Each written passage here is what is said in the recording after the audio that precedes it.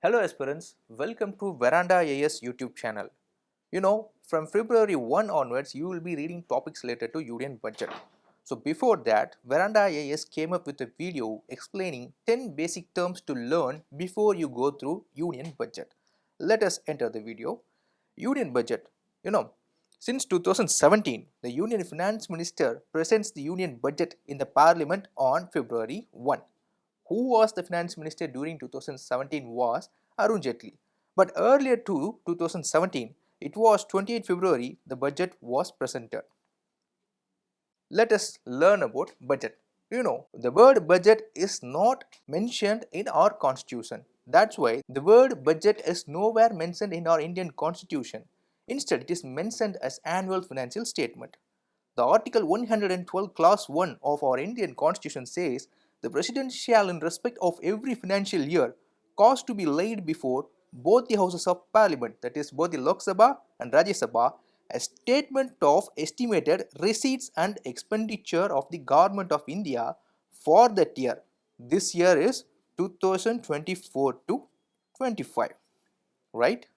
In this part, it is referred to as the annual financial statement. So the Constitution of India mentions that it is annual financial statement rather mentioning it as budget, because budget is a popular term used by common people also. That's why the annual financial statement of estimated receipts and expenditure of the Government of India for a particular financial year, that means April 1 of this year to March 31st of the next year, that is the fiscal year. Okay, the actual term we use is fiscal year. So let us discuss about the funds. What are the funds? There are three funds available in our budget. One is Consolidated Fund of India. The Consolidated Fund of India, it is derived from Article 266 of our Indian Constitution, right?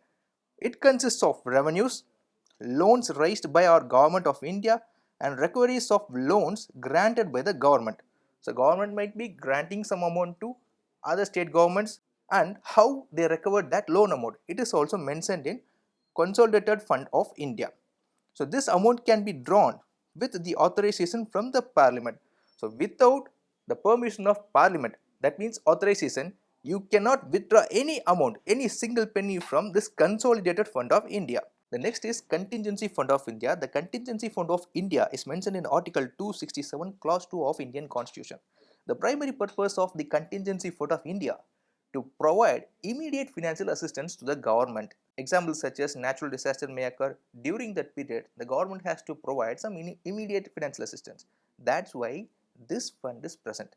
This fund is placed at the disposal of the President of India, and he or she can make advances out of it to meet unforeseen expenditure pending its authorization by the Parliament. The fund is held by the Finance Secretary. The Finance Secretary on behalf of our President of India. Any amount withdrawn from the contingency fund must be repaid to the fund from the Consolidated Fund of India. You see, the amount taken from Contingency Fund of India, but after spending, the amount should be repaid to Contingency Fund of India, but from where? The Consolidated Fund of India. Kindly note on this point. Next is public account. The public account is mentioned in Article 266 Clause 2. So this public account formed by provident funds, small savings, collections and receipts of government that were set apart for expenditure on specific objects such as road development, primary education or reserve or special funds, etc. It is operated by executive action without parliamentary appropriation. There is no need for Parliament's authorization to withdraw amount from public account of India, right? Okay. Next, let us switch to the next topic, financeable. So what is financeable? Bill. A bill that is presented in fulfillment of requirement of Article 110 Clause 1 Clause A of our Indian Constitution, which means about this bill is mentioned in Article 110 Clause 1 Clause A of our Indian Constitution. Finance bill is also called as money bill. It is done to detailing the imposition, abolition, remission, alteration or regulation of taxes proposed in the budget. Next topic, fiscal policy and monetary policy. So what is fiscal policy? It refers to the government's use of taxation and spending to influence the economy. It is one of the primary tools government employ to achieve macroeconomic objectives. What are the macroeconomic objectives? Such as economic growth, price stability, and full employment. Okay. The next one is monetary policy. The central bank, that is RBI's regulation of money supply and interest rates to influence the economy. Right. Next topic is revenue receipt and revenue expenditure. What is revenue receipt?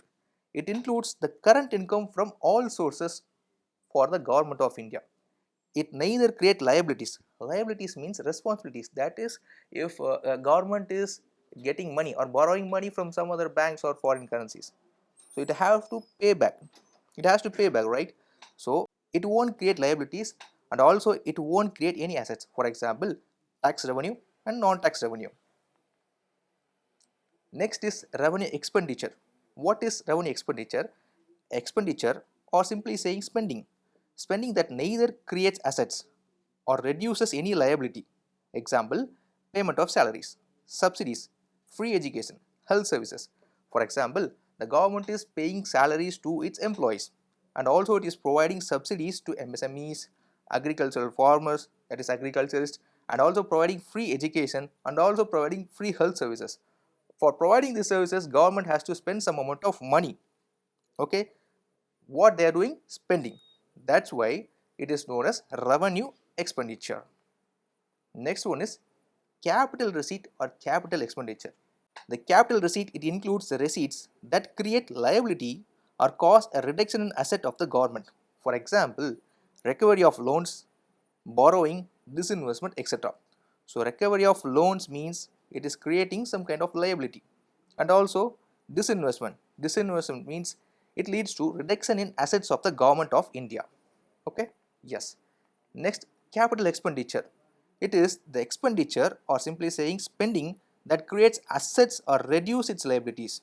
For example, building a school or building a hospital, making or creating roads, canals, etc. by government, and repayment of loans.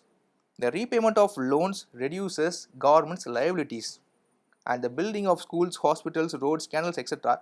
creates assets for the government of India. Right? Next topic is fiscal deficit and primary deficit. So what is fiscal deficit? A difference between total revenue and total expenditure of the government is termed as fiscal deficit. The fiscal deficit is the measure of gap between government's total spending and its total revenue. You should not include borrowings, you have to exclude the borrowings. In simpler terms, it represents the amount of money that government needs to borrow to meet its expenditure when its total spending exceeds its total revenue. You are getting it? Okay. It indicates the total borrowings needed by the government. So there is a deficit in pocket of money, so I have to borrow some amount. That is known as fiscal deficit. What is primary deficit? It is the difference between the fiscal deficit and the interest payment of the previous year. In simpler terms, it represents the shortfall between the government's total spending, excluding interest payments, and its total revenue. Thanks for watching this video. I hope you learned these basic terms before you going through union budget.